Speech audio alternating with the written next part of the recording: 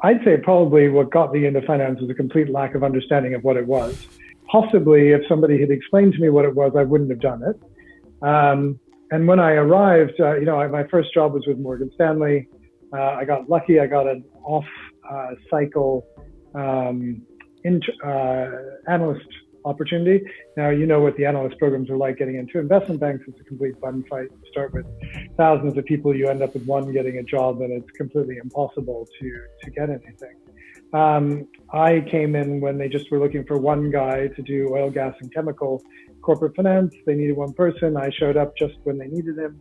I met the people in the team. We got along. The guy offered me the job on the spot. And then he said to me, oops, I wasn't supposed to offer you the job. I'm supposed to get approval from the people above. Can you give me a second? And so he went off and got approval and came back and said, okay, the job's yours. And as soon as I entered, I realized I was in a world I didn't understand. And there was always somebody that I was working with that knew 1,000 times more than I did. And that's what made it interesting to me, because, the very steep learning curve of constantly having challenges, constantly having new things, not understanding what they were, reading, asking, computing, trying to figure out how things worked.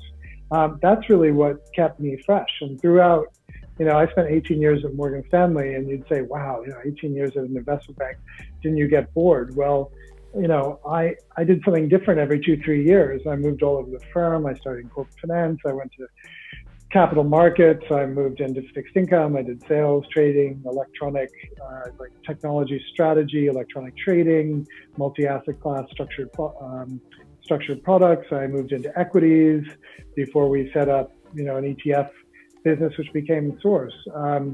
I was constantly changing, and it was because I had such an appetite for these steep learning curves and to be doing something that I didn't understand.